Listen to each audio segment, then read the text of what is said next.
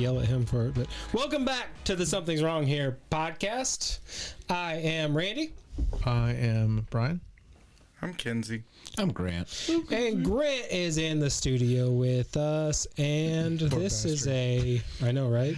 This is a Something's Wrong Here podcast. First is we have carried this over to a third episode. He's glutton for punishment. Unprecedented. It's unprecedented. Like you enjoy this? Oh, it's hella fun. I love it. We've definitely done it over the course of 3 weeks in the same clothes. Self-flagellations. Wow. I mean, I think we've been pretty cordial to everybody and their opinions and everything. Grant, do you hate anyone here? No. Okay. So, if you haven't listened to the first two episodes, go back and do that because we are talking politics, a lot of hot topics, Hot button issues. Okay, Culture war topics. More so, how is it possible that we can disagree and agree and all be friends at the same time? I think that's a big part of it too. Because we are not brainwashed. I don't think that. I think adults can separate the person from the ideology. I mean, maybe the four in here can. I'm gonna disagree with you because there's some that can't. But I will say that the 70% of us in America that supposedly don't exist and can't get along with each other will find that. What does supposedly mean? Supposedly. Thank you very much. Supposedly. You hadn't done that for a while. What happened was I got a little excited. I asked a question.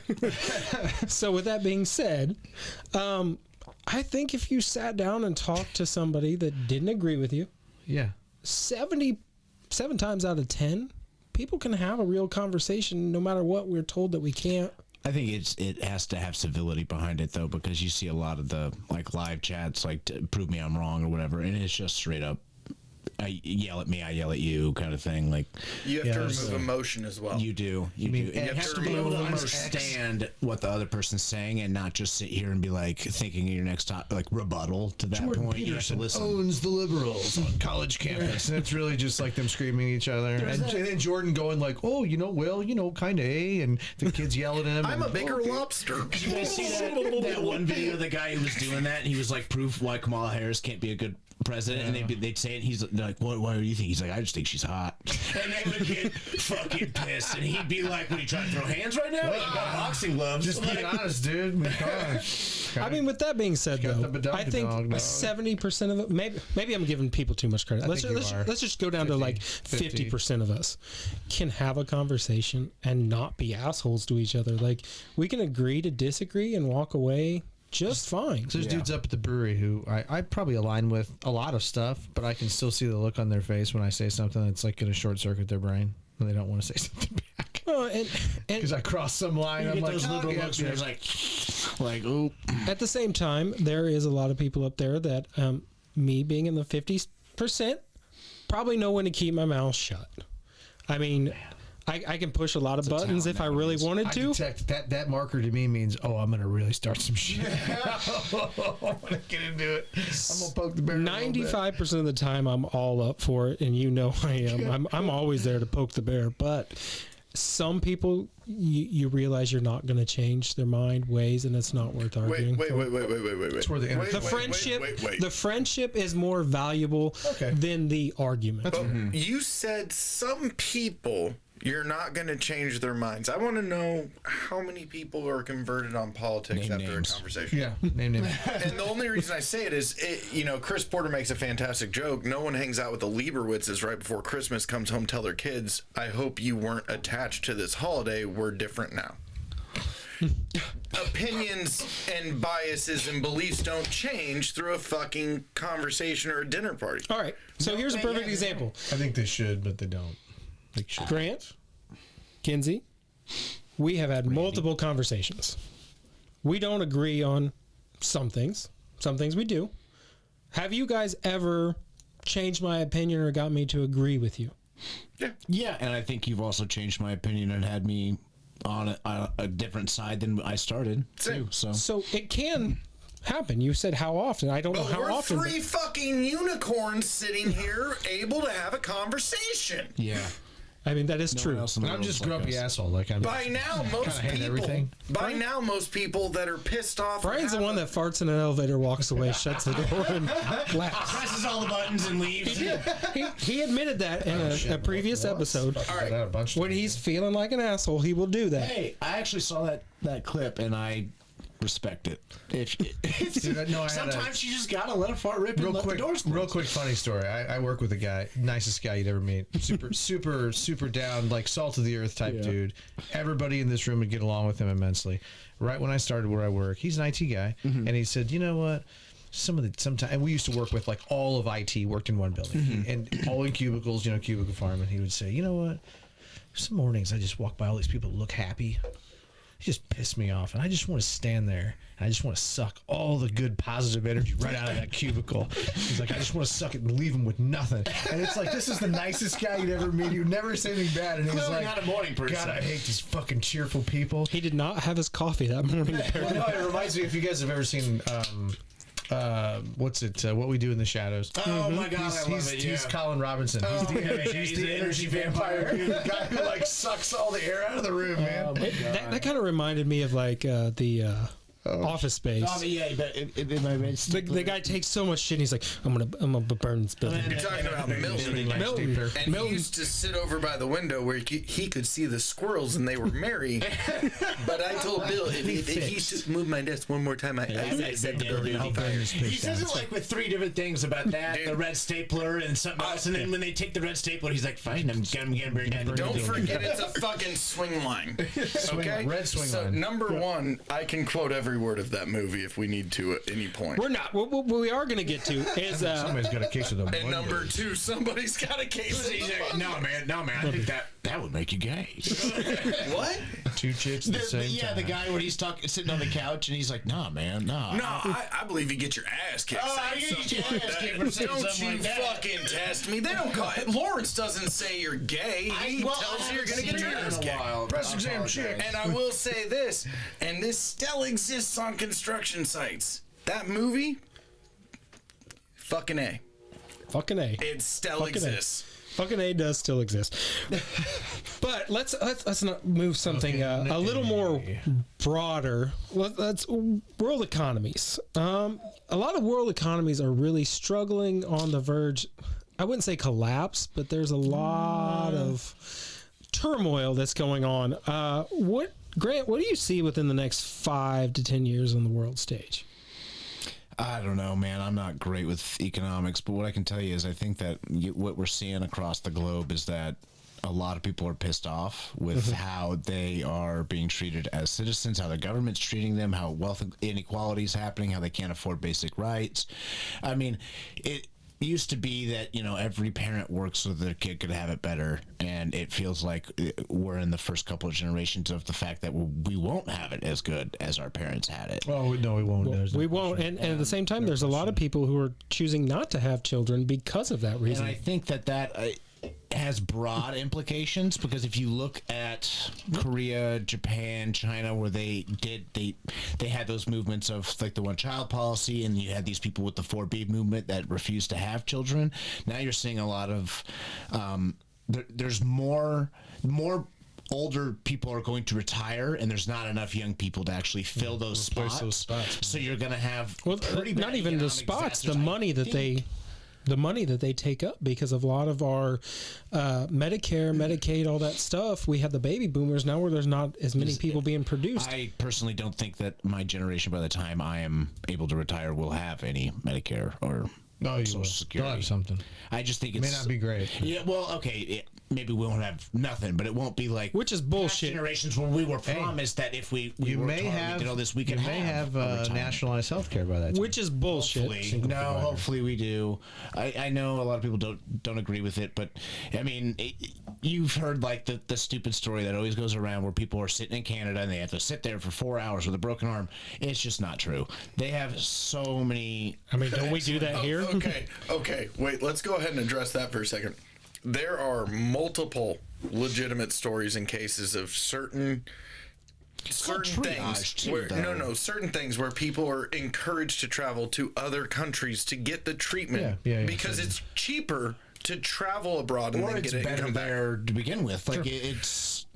Turkey's the place you want to go. Apparently, if you want hair transplant. I was just going to say that. I just saw that yesterday. It's just like okay. And I do know you can go down to that one's more Mexico and get it done for $3,000. Well, like they have, like China's got certain procedures that they do really well that they've innovated that maybe have not been approved here through our board of medicine, but is approved there. And they have proof that it works. So you go to China to do that. Look, straight up, I'm not going to Turkey. Randy might. But I might. What I am saying, I was thinking Mexico, but what I am saying is there are actual legitimate like medical treatments that people will receive in other countries that are just as valid because it's cheaper to go abroad and get them. Well, I think the argument for Canada is the waiting. So it's a little bit of a triage too, because if you got like 4 gunshot victims that just came in and your kid also comes in with a broken arm, you're probably going to have to wait. Well, no, it's not even that. So if we're sitting here and you've got a little tummy ache, you're not going to the doctor. Now, if it's free, why not? So now you have 30 people in there with a stomach ache that normally would not go to the doctor because a visit to the emergency room, even with insurance, is a $250. Well, and I won't even say names, but I do know the what's that hospital over in Lakewood? That is that teaching hospital. Yeah, so they're free free healthcare there. You can go there and you can get treated completely for free. Mm-hmm. I know some people adjacent to my family that. One person will go there just when they've drank way too much and get an IV, and it's just because it's free and they don't. It's a bag. It'll get that hangover goes away. So wait, are you saying that you know someone that abuses the system? Sure, but I also think that like if we had free healthcare, why not? I mean, the rich fucking hire these people to come in their goddamn house and give them an IV, a banana bag. It's like, but the problem with that is, but if you're not taking the ER, sure, but also then we'll go back to the triage statement where if I need this bed because there's some guy that came in that got stabbed. You can go stand in that corner with your banana bag because you're just fucking drunk. We need this bed. Like, there's a triage system in these places. That's why sometimes these people are like, I had to wait. If a kid came in with a broken arm and not a compound fracture where it was not poking through the skin, he may have to wait a little bit. Yeah, but if you send soccer mom Karen to the corner with her banana bag, there's no way she doesn't bitch. That's why you have security. I don't know.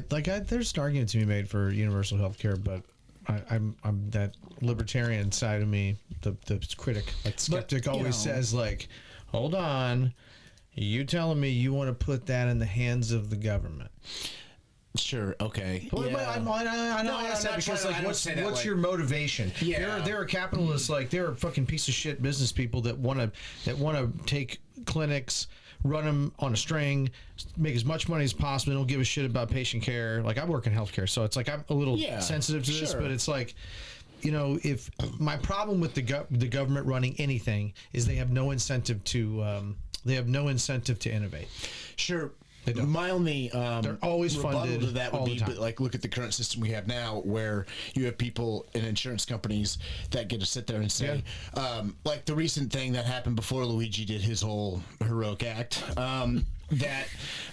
where it was like Missouri, New York, and like I don't know, Alabama or somewhere else where they were gonna the hospitals were gonna say that insurance companies were gonna say how much anesthesia could be used. And it was like, and then extra would be on your dime, and it was like, well, how did anybody who is not a doctor get to decide, well, that procedure is necessary, this one's not, that is necessary medication, this isn't? And a lot of time it's something that holds it up as possibly doctor error. I have a potential solution.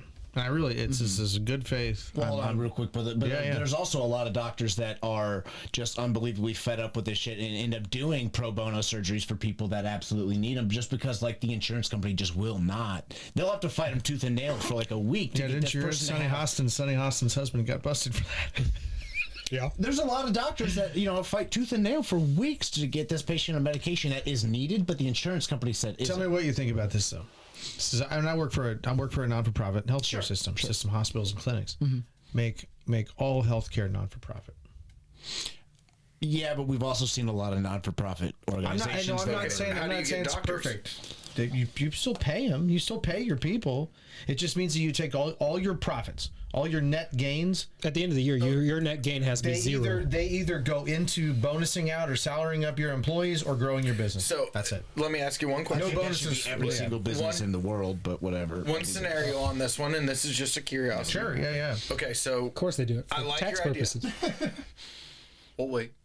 Well, I'm just saying that non-for-profit is every business out there because it's like, no, it's your turn. Your turn. For tax purposes, that's what every business does. They want to be at zero. I'm open to everyone's idea, but I do want Brian's first. Yep. Yeah. In your scenario, I like this thought. Yep. It's actually, I never thought about it before. But how do you get a surgeon in Beverly Hills and a surgeon in Missouri? Do they both have to accept all surgeries, or is there a metric where success is a factor? There's a difference between private and what do you mean, like public. How much one will get paid? No, or like how hang much? on. Are you following along with this? Kind of. In a sense of where surgeons have an electoral sense of, if this is X amount of percentage against me, I don't have to take it. I don't know. I think there's a difference between public and private. That's also like elective. You're talking elective versus necessary.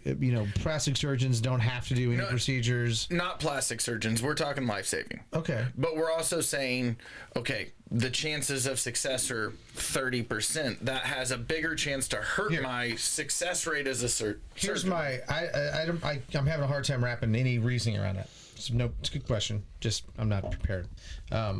My thing is, something like HCA Health Midwest, right? That's a for-profit company. It's publicly traded, and it doesn't matter where you go, what you do. The minute your company is publicly traded, you're beholden to your shareholders. Yeah. You can say patient care is the focus of your organization. Most hospitals are private, aren't they? But the people like this, the people up here that are making the money, especially if you're in a publicly traded large corporation, you're beholden to your shareholders.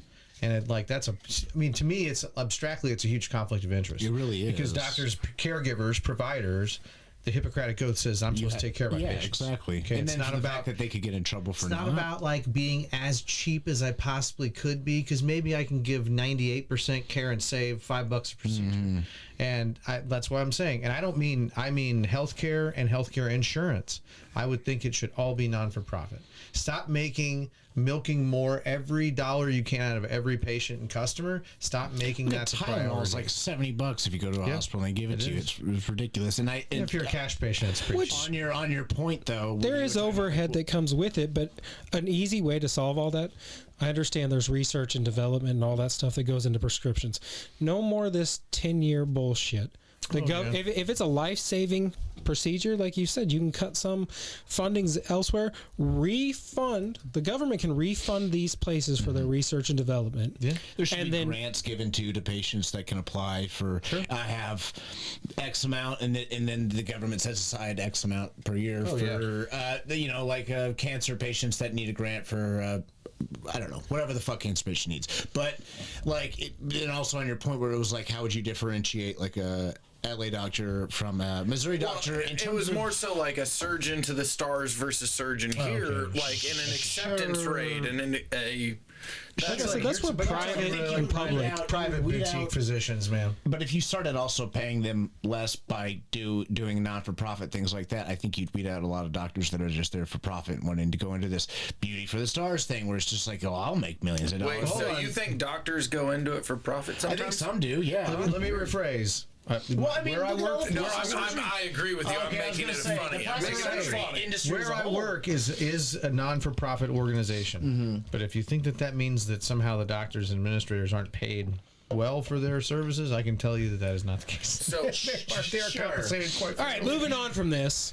Quite fairly. Like we talked about earlier, Trump's been in office for 3 days now. Yeah. A lot of stuff going on, a lot of executive orders and everything. Eggs have not went down in price at all yet. Exactly. So we're talking deportations and everything. Why are my eggs not cheaper yet? Well, exactly. And where's the $1 gas? Why is my gas not cheaper yet? I don't think it happens like that overnight. It won't happen. Period. I heard he just made this. We'll see. Can't control but gas maybe prices not. Or egg prices. There's ways, but there's like subsidized farmers and stuff. But I mean, Quit printing money. First, quit printing money is the first honestly thing. Just think like, why not?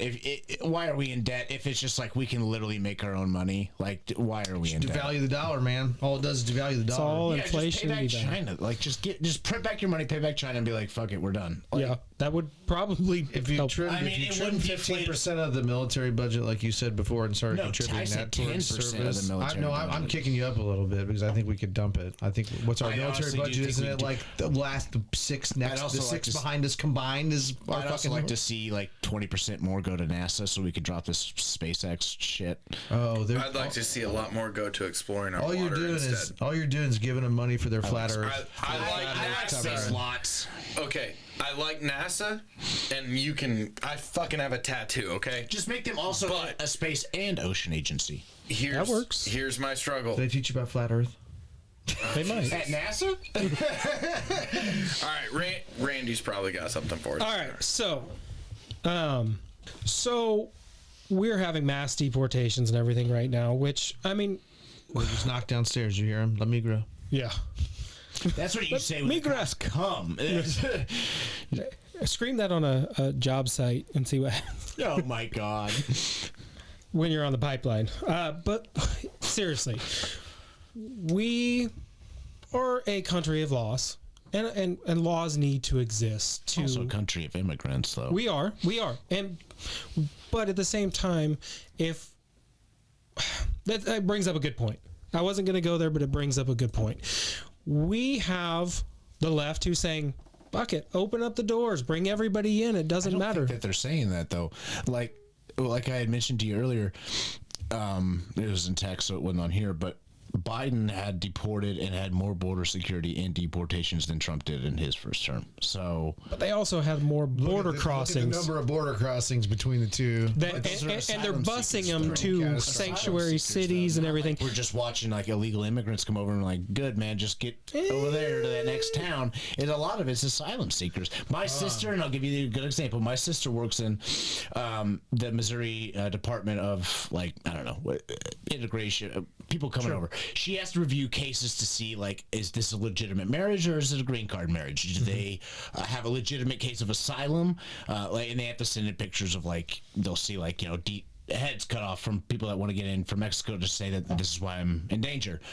They'll see, wedding photos, vacation photos and stuff from people that are legally marrying and not just doing it for a green card, but she sees a ton that are very obvious. Like, we took all these photos in the backyard yesterday. And, you know what I mean? Like You need to shave now, just like you did yesterday. right? Dude. Like, but so I do think that there's legitimate. Like, I think it's more legitimate people coming in than there's less. And like I said, I think we have enough border patrol and satellites to see the people that are coming through illegally.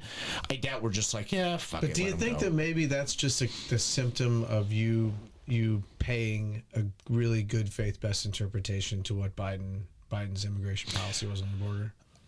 And I'm not saying that's not a gotcha, Biden. dude. It's not a gotcha. I didn't love the guy. I mean, sure, he's got a speech impediment. We've known that since the 70s, but also there's a certain aspect of that's just straight up being I guess it just irritated me old. because the country electorate absolutely thought, and really I'm going to say 70% of Americans thought that illegal immigration is a huge problem. Yeah, but also... And I'm going to bust your theory with it. Yes, there are asylum seekers, but all you have to do is go to a port of entry, say, I'm seeking asylum, and there are legal processes to make that happen. Yeah, but there's that's no also reason that you need to swim across the Rio Grande and lose 3 of your children as that happens. But also, not a lot of people can just like, oh, I'm in Mexico City and people are hunting me, and I'm just going to go walk into the nearest embassy. Like, you know what I mean? No, Like, but you can come to the border.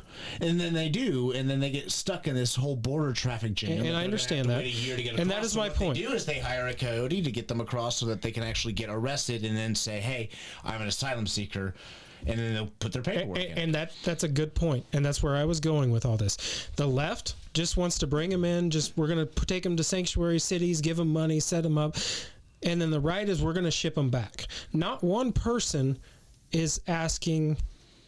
I mean, I'm sure there's people asking, but the left and the right are not saying. Open them fucking churches up, baby. How do we solve this problem? Big churches there.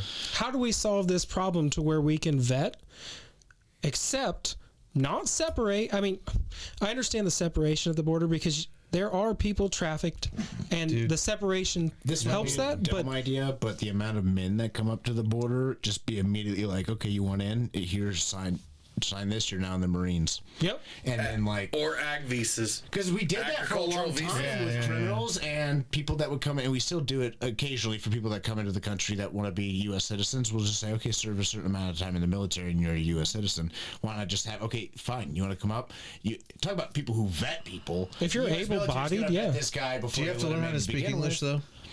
Would you make him speak English?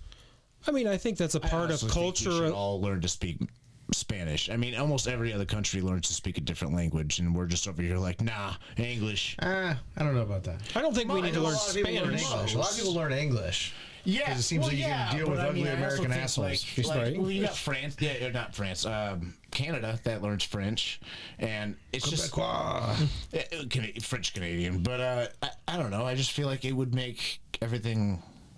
It would make us smarter, and also like it would. But the same idea. Your argument is freedoms. I'm not saying that like we should now just cater to the people that because they speak Spanish we have to cater to them. I just think it would just help. The future's going to be multilingual. It's going to be absolutely. English. It's going to be Spanish. It's probably going to be part French up in the northern states. It's going to be Neuralink. Have you ever thought about? It's going to be telepathy. You ever thought about the fact that like it just all. Now I understand. We're communicating exactly. But at the same time, we don't really need to because we do have the technology now, and it's super cheap. Where it's earpieces, where it's all translated. I've seen those earpieces that are actually really crazy. It will help, and I think it's good to try to branch out and learn new languages and everything. That's all but slick. If you move into a country, it's probably best to attempt to assimilate to that culture. Well, yeah, instead of expecting that culture to change to what you're escaping. I don't think most, like, for example, Mexicans are coming over here and expecting people to know Spanish. Every Mexican that I've run into, illegal or not, has at least spoke broken English enough to be able to get by and say like, well, I can speak broken Spanish too. My roof, folks just did my roof. They did not speak one lick. And they didn't want to speak to you in English. They were actually really nice to me. They just didn't. And I can understand rudimentary Spanish. So where I'm going with this though, I like the guy who like is their head guy is the guy who speaks English. I love that they used my external house outlet. You know, I got the little like weather outlet. What do you think they used it for to do my roof? Charge your phone? No, they did it to hook a microwave up to cook their lunch. Oh, yeah. Shit, that's awesome. That's the best part. I'm like, all the things they could use that for. So you brought up that these people are escaping a horrible situation and they're claiming that they need asylum. So we have a situation like the UK where now India owns more property than citizens of the UK. In the UK, the number one name is now, and Wales, is now Muhammad. Yeah, and you know the most popular food, like you see any sort of video from a drunk Brit, it's always curry at night. It's always curry. So with that being said, drunk, well, I don't blame them, but I'm just saying the fact that they have a curry on like every single corner, it's like, oh yeah. Well, welcome to McDonald's. That's true. Or Make America. Sorry, my with bad. that being said, they decided to welcome everybody with open arms and everything, and now their culture is, and property and land is now lost. Is there any turning back from that? Well, correct me if I'm wrong. I think that new party coming in after they elected I don't remember the Indian guy that was the prime minister, you know, but the next party, why they kicked him out was because of the immigration, and they are becoming very anti-immigration. They're the new whatever. I don't know. They have like 15 parties. Keir Starmer is not anti-immigration. He is very pro-immigration. He says the problem is Islamophobia. The old Keir Starmer go-to. I mean, really, that's kind of the current. That's a lot of the people you'd call conservative in the UK are very, very upset because they. You know, and you're talking about the UK is where you can get busted for posting shit on social media much more so than you can in Canada or the United States. Like, we're going to send Americans over. They can't say anything. They can't. I mean, these are like old people. I'm not talking about like somebody who's my age who really has. I don't have a bone to pick, man. I do okay. My life's fine. It's easy. But when you're talking about like older people who feel unsafe in their homes because if they walk out their front door, it's 30 Muslims dancing, singing, and that are threatening them, and it's like, hold on. I don't feel safe in my own home on my own block, And me saying that now has made me Islamophobic. No, and I agree with that. Holy shit. I mean, you do see a lot more of those like hate crime beatings that they happen in London, the UK, parts of Europe. But also, you got to take into mind that they're just much smaller countries. Like they're per capita, like when they're talking about like Americans aren't well traveled, it's like if you traveled 8 hours, you go 3 countries, I really like that clip. Like I never thought about it that way. In 3 hours, I can go 8 countries away. In 3 hours, if you're in the middle of Texas, you just made it to like a little bit north of Texas. But at the same time, I do everything in my power to become well traveled. It's something I really want to get into. I want to visit so much of Europe and Asia, but I just haven't yet. But the good thing about the United States too is that you can travel through states and actually get a lot of culture. Oh, sure. Well, yeah, it's really more like almost like provinces if you really want to look at it, because it's really the culture. That's where like you go back to like they'd say we're not well traveled, but it's like you can travel to a couple states. You go South Alabama, it's a whole different language down there. Chicago, you go to Boston. You get the coon's ass below I-10 there in Louisiana. You don't understand cities down there. You don't fucking understand a word they're saying. It's something like French. The French, the Creole. Yeah, you can go to Southern Missouri. Have you heard of Lake of the Ozarks? That too. Go there in the winter. Can we talk about how much of that Ozark TV show that portrayed us as just like the biggest hicks ever? I mean, the Ozarks is. What part of it are you fighting? Ozark Mountain. We do not look like that. I've been out of the Ozarks a ton of times. Maybe not the right parts of the Ozarks where that's at, but I've never seen like a Ruth. Okay, and, like, let me boys just up here. Okay, like talking like they're from Southern fucking. Grant. Winter's Bones. Have you ever lost phone service, GPS availability at the Lake of the Ozarks? Yeah. That's where those people live. I'll tell you right now, the only bullshit of that whole thing was the lakefront property that got that much attention. Oh yeah, you just got to look between like what coal camp to the lake, and you'll probably hit that demograph. Smiles and waves. I've seen some shit. Well, I'm not been to the wrong parts of Ozarks, but the Ozark Mountains covers a huge chunk. So you're talking about there's some rural shit. Man. Yeah, well, sure, it's like Appalachia shit up there, but all right. So I wanted to bring up something that I've been seeing on social media a lot lately. Here we go. And it's. Maybe 7-second videos. Man. Maybe you guys have seen it too. So, the left has been very, and the right. I mean, so we there's a group out there. It starts with a Q, and it has a anonymous an anonymous group. An anonymous group. Oh, Jesus fucking Christ! And due to certain reasons, and they'll take this down if you say their name. Multiple people very critical of them, but a cult. Pretty much. I mean, and then you have not pretty much. I love their lizard god. See, he's already changing my mind. I love their lizard god. Yes, he's coming back any day. Amazing, right? But you know, they for the longest time. I know. all right. Let Randers get it out. Sorry, he's trying. You know, they for the longest time, their mantra was kind of it's not about the masks, it's about control. I have seen lately that the left, who are horrible with memes, by the way, we established that already. A couple good ones. They've adopted the same ideology. It's not about the children. It's about control. It's not about prospering women. It's about control. Men and women's sports. It's not about the women. It's about the control. Well, if you want to let me go down my little rabbit hole here. I do. The election, I get why everybody's saying QAnon because you can't say that word. There goes our money. Just Q. Why like everybody's saying we're like Q is because it just doesn't make sense to a lot of us. Like and it could be that bubble we were talking about in the first episode where we all just were in an echo chamber thinking like we got this. But the fact that like every single swing state went for Trump, but their statewide elections and mainly the swing states, their Congress, everything went Democrat. It doesn't make a lot of sense. And the fact that there was like, I could be wrong on these numbers, but like 5 million less Republicans and 3 million less Democrats that voted last time. I can understand the Democrats trying to do the whole Gaza protest thing, but you're joking me if you think that fucking 5 million Democrats didn't go and vote for Trump or vote for something. Like, they're very known for, especially the people that went to vote for Trump, to go out and have a movement and vote and be loud about it. And so that's just where we get down to. And then the fact that Elon Musk also said that he had an app that could predict the election results 4 hours before like it was called. All the states were called really early, which was weird. Like Pennsylvania was called within an hour of polls closing. Arizona was called way faster than normal. There was people still in 2 line. weeks instead of a month. I think it was Pennsylvania where they ended up turning people away because they were still waiting to vote, and they turned them away.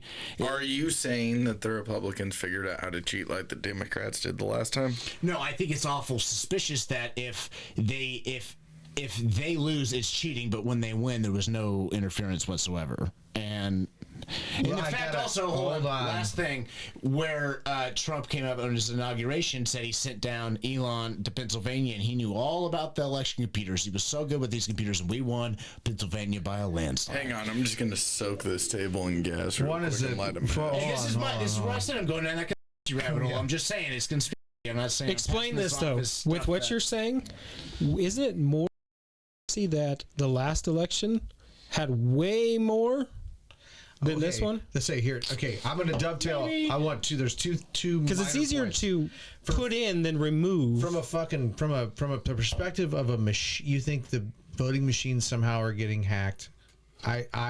That is a. We've proved that it's easy. I can tell you why. Because they're on the same AWS server as Twitter is, Dominion servers aren't. Dominion voting boxes are not hooked to the internet. No, they're not hooked to the internet. But when you take them back to count, tally, and vote, it is. Here's my point.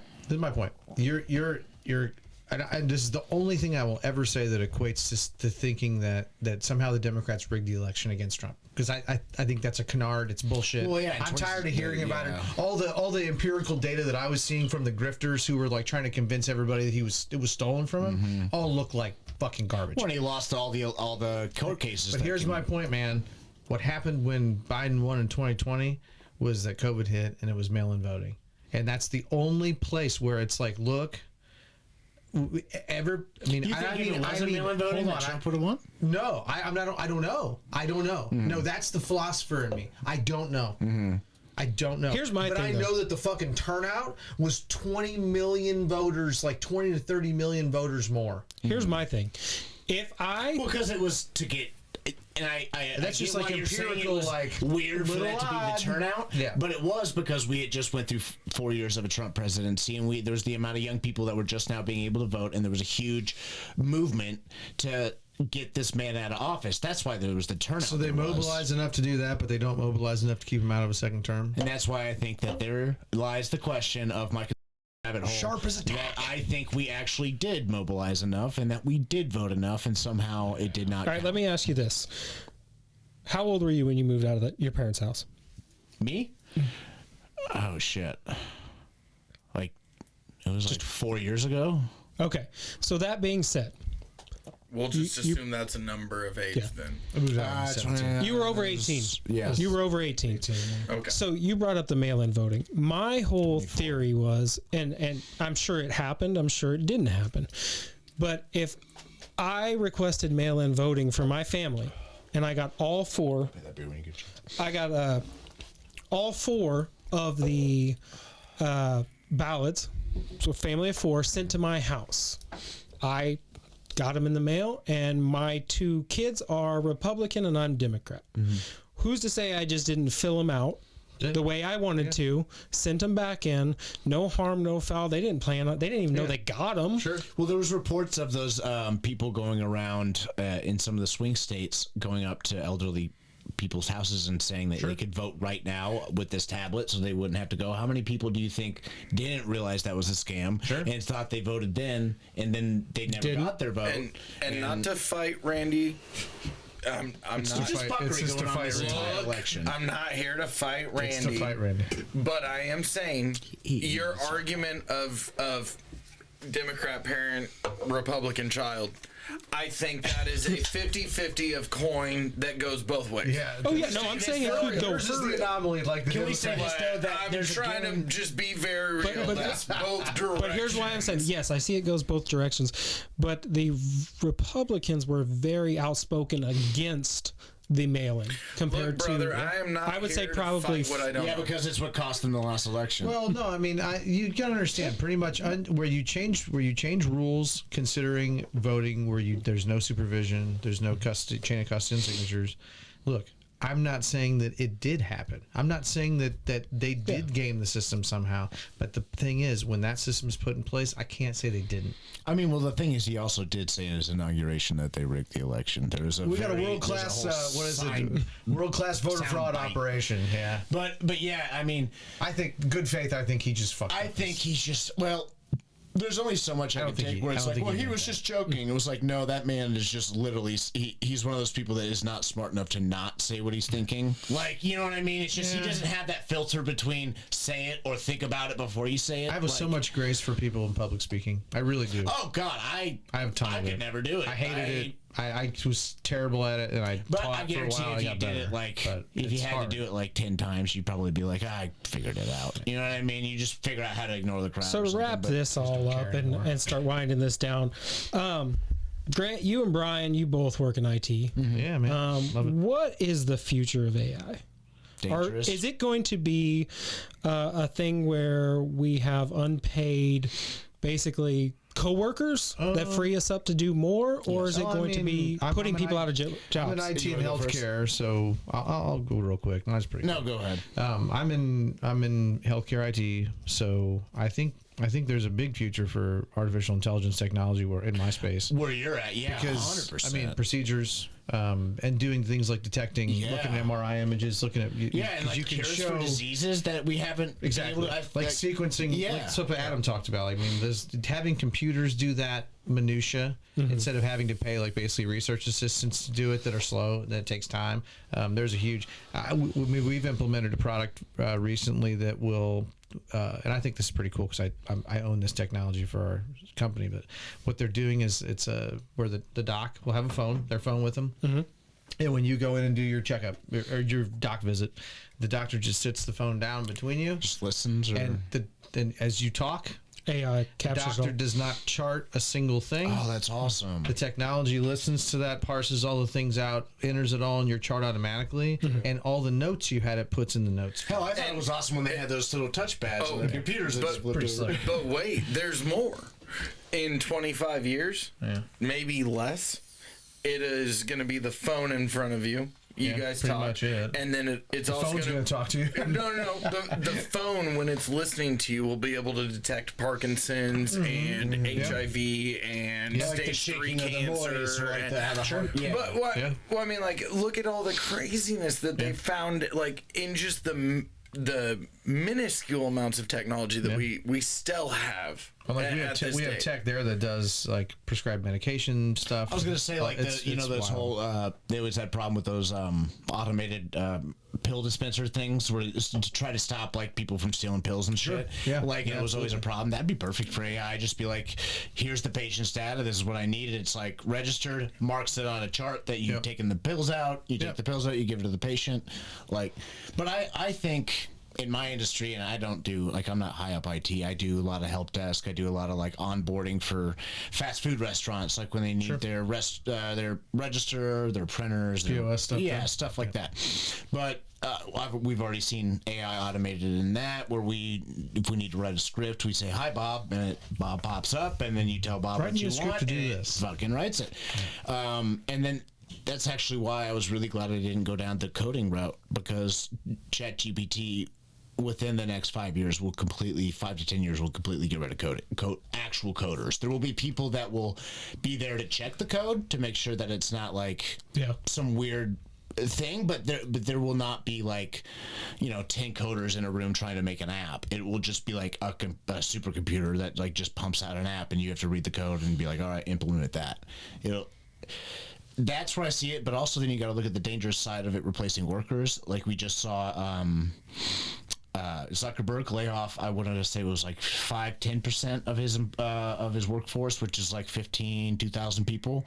And he said they were like middle of the ground employees that they were replacing by AI. Well, I think that probably had to do a little bit with the fact checking and all the stuff that he reversed all. Sure, but I also think then we're going to get into a dangerous part, and I don't think we'll live to see it. But when do we get to the point where this does replace most of our jobs? How do we live? Do we go to like a Star Trek society where everything's free and we just pursue our passions? But then how do we...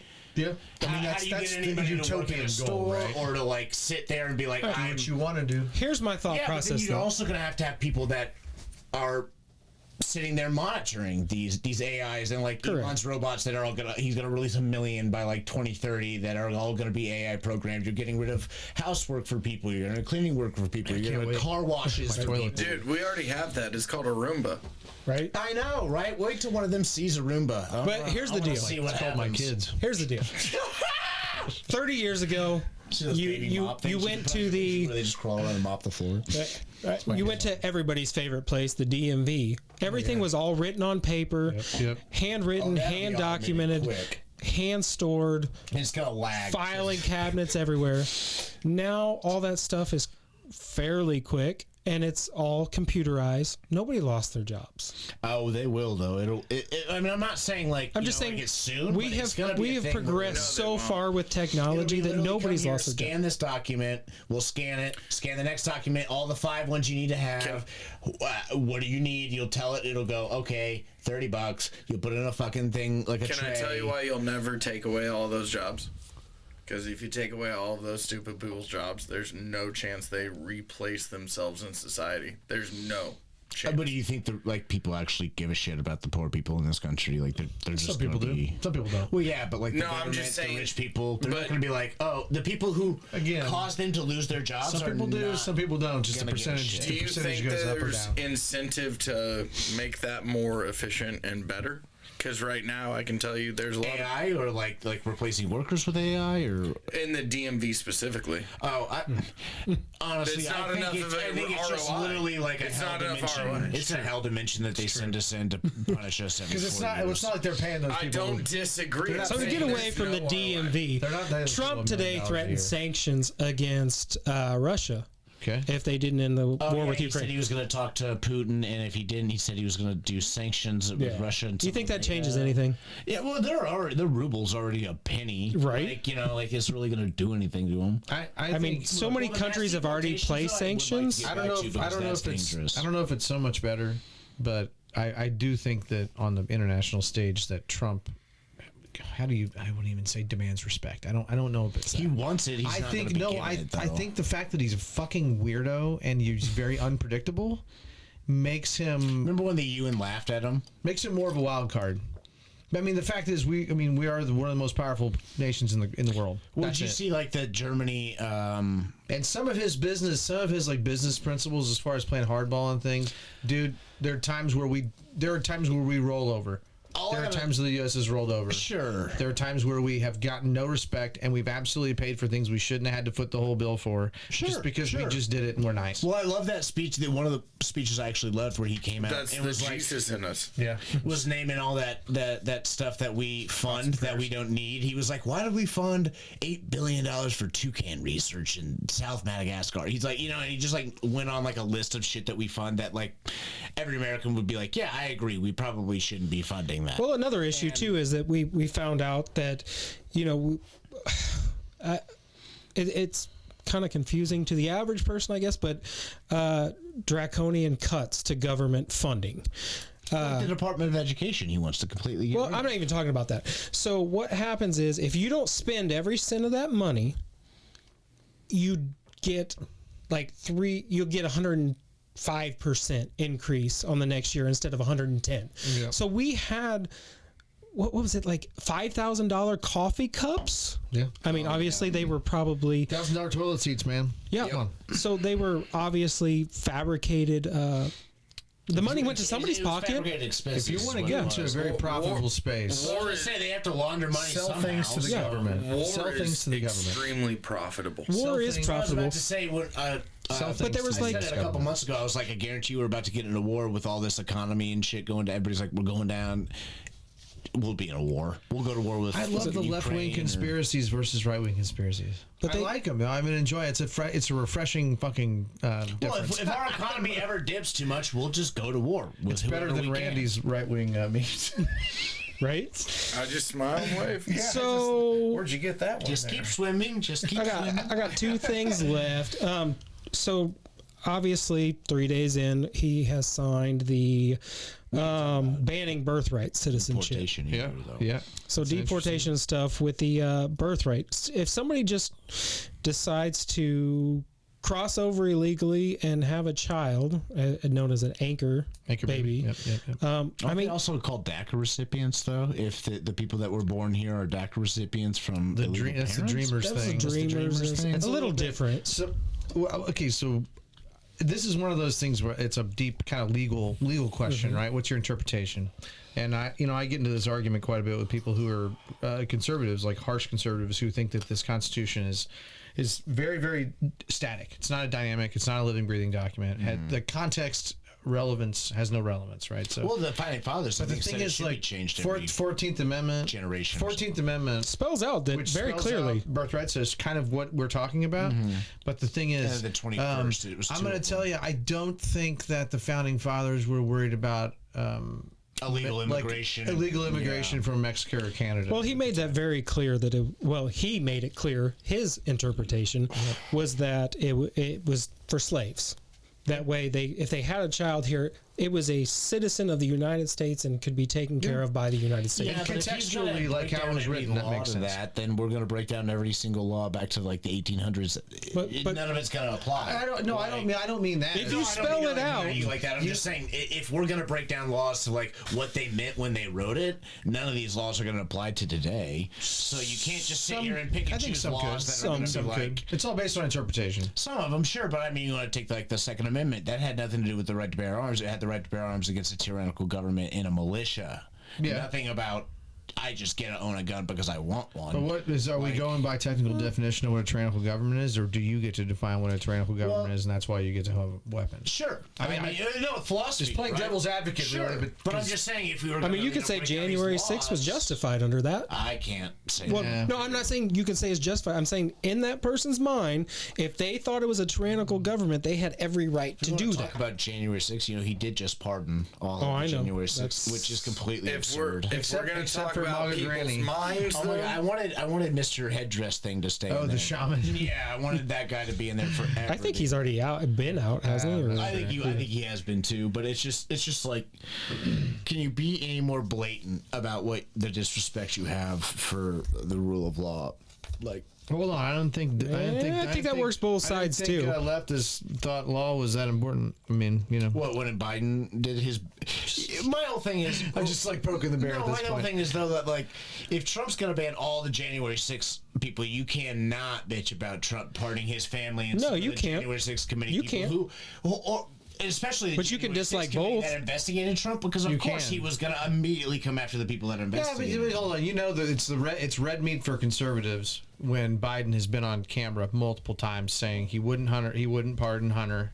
And he would never do preemptive pardons for his family, and doing it. I mean, Trump literally ran that he was going to do this day one. The whole I'm never going to do it, and then I do it. There's no party line you cross to be like, all right, I thought you. And I held you up to be this. He did the same thing his first term and probably will his second term. I'm not going to do this. I'm going to do this. He didn't do any preemptive pardons. Ken-Zee's got a question for the class. Does it fucking matter? Did Biden do? I mean, it does. Absolutely, Biden pardoned his whole family. No, I know, but preemptive by like they're not convicted of. No, the thing is they've not been convicted of any crime. I get you. Okay, and they've been given blanket pardons for like 14-year time periods. But my whole thing is then like shady. Jared Kushner and all that shit. We could bring that up with him. But I mean, he didn't give him a pardon.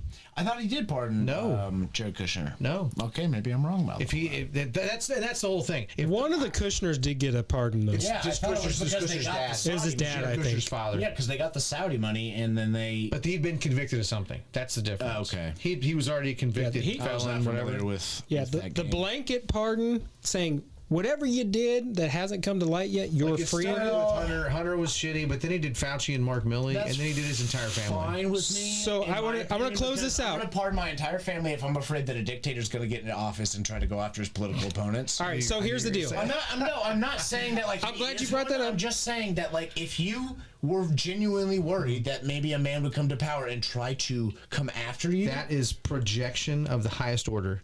The Democrats just spent the last 4 years doing everything they could to make him a fucking felon, which I don't really care about. 38, I'm not saying whether that sticks or not, but the point is like, well, he was convicted. If you say that they're doing it because he's going to, the problem is your team already did it.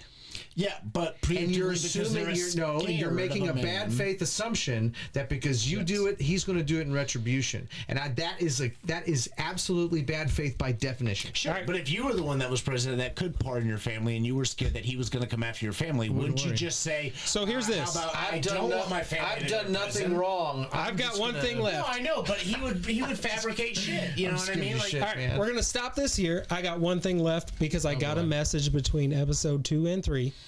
I don't know if it's true, so I'm gonna put that out there right now. Annie's mom's coming, and she wants some airtime. Well, Ken-Zee's finally gone full Ken-Zee. Good.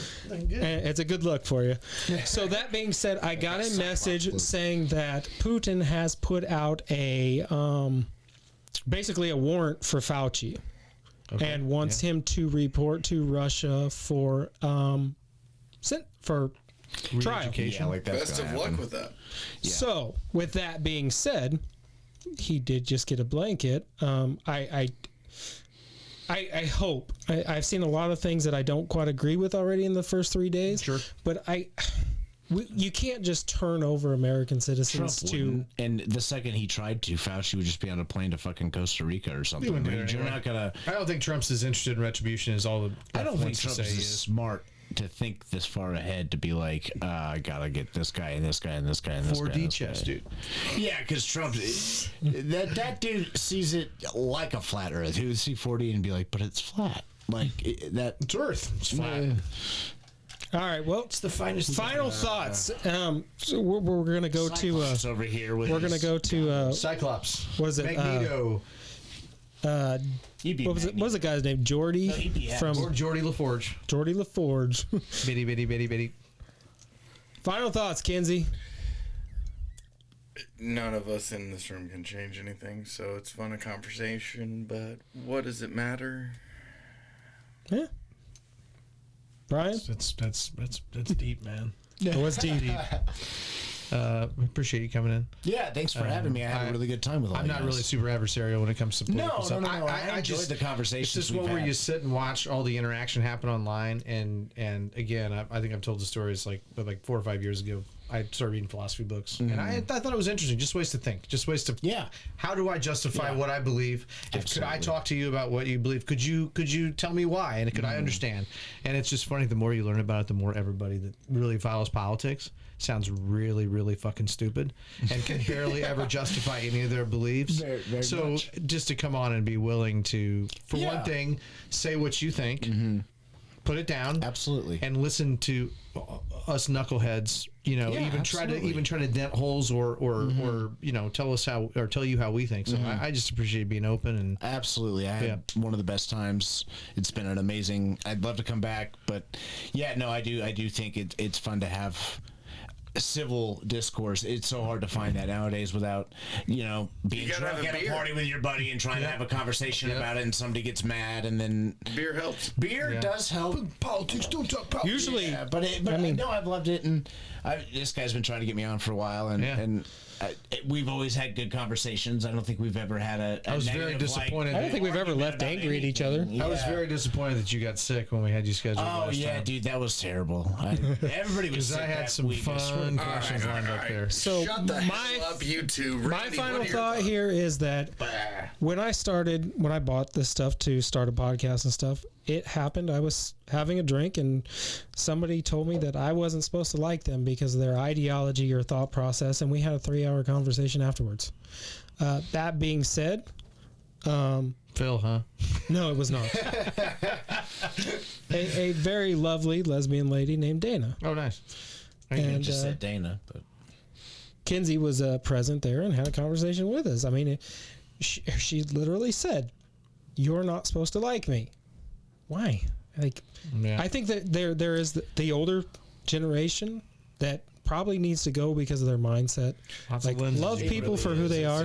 That being said, if we could just sit down and have more conversations with people, you might find out that you're not as far apart.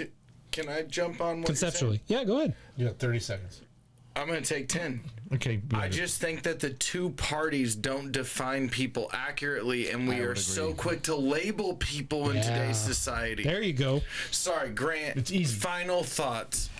Thank you for coming in, by the way. I don't say thank you anymore. Brian does it for me. I would agree with Ken-Zee. I think we're probably about to see a real historical moment in the United States where we have so much divisiveness that we're gonna see some sort of new political system, maybe another party, maybe something like that come out.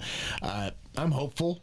I do see America as a great place to live. I just don't always love the way we're living in America. But yeah, no, I've had a great time here, guys. I really want to thank you guys for inviting me. It has been a pleasure, and anytime you want me back, I'm more than welcome. Awesome. Well, Grant, thank you again, buddy. Yeah, thanks.